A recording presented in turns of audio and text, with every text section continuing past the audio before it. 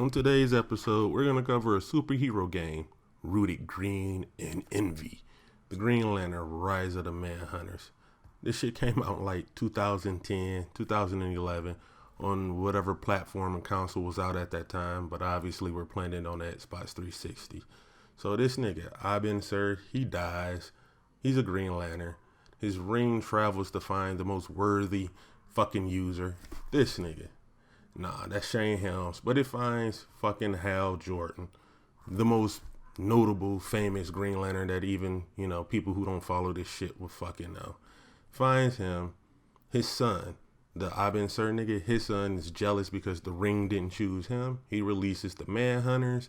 The ManHunters go crazy. Spoiler fucking alert. The gameplay, much like this story, leaves much to desire.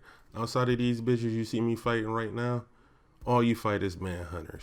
Tall ManHunters, short ManHunters, white ManHunters, black ManHunters. I mean, outside of the bosses, it's not much variety in the enemies you fight. And apparently this game is supposed to be some type of spinoff of the movie or some type of connection to the movie that a lot of people hated. And I genuinely, I should say, like that shit. I don't know why y'all didn't like it. I think y'all was just hating, bro. Y'all was hating on my nigga Ryan Reynolds. My nigga Ryan Reynolds get busy though, bro. He get busy. The controls of this shit are pretty cool. A little stiff, but not much to bitch about.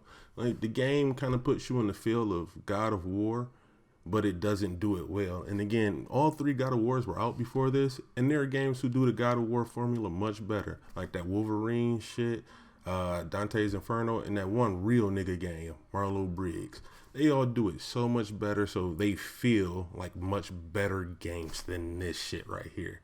This is just horrible. Well, let me not say horrible. It's just not a game that one would desire. Like, if it was a real stiff night, I wouldn't pay $40 for this game. You get what I'm saying.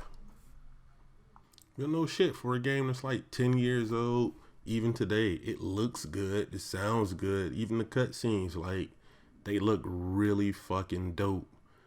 But it's just when you're playing the game, it gets boring fast. You start this shit off with minimal powers. Obviously, you can get all his shit. But all the shit you can make with his ring, you don't even use unless you're fighting particular enemies. And you don't fight those often. Again, you just really fight fucking ManHunters. Like, just thinking about having to finish this game at one point, I was depressed, bro. This shit is really that bad. So let's do a little math. You take a superhero game with sluggish controls, a very shitty camera angle, very minimal enemies and not so fun powers to use. You have Green Lantern, Rise of the ManHunters. Like, again, this channel isn't about reviewing games because I don't review fucking games. I play very old games and just describe my experiences playing those old games, and this was not a fun one at all. Oh shit, about the enemies, right? So let's say 60% of the enemies can only be beaten by quick time events, and in those quick time events, if there are other enemies around, they can hit you out of the quick time event. That's another reason why this fucking game sucks, bro. Like, even the last boss battle, it's not even a fucking battle. It's like a mech quick time event. It's a lot wrong with this game. There's a lot wrong with it. And it's short on top of that. So I guess that was the one positive I can give about this goddamn game.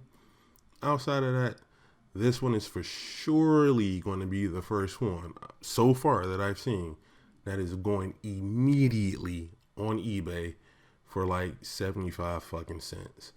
And this shit has the nerve to be multiplayer. I cherish all my friendships and relationships enough to not even invite anybody over for that shit. So I didn't unlock any of the multiplayer achievements. Lifeline! Lifeline! Where's me? Lifeline, where's Lifeline? Alright, so after one full playthrough of Green Lantern Rise of the ManHunters, we got 780 achievement score points out of 1,000. We getting there.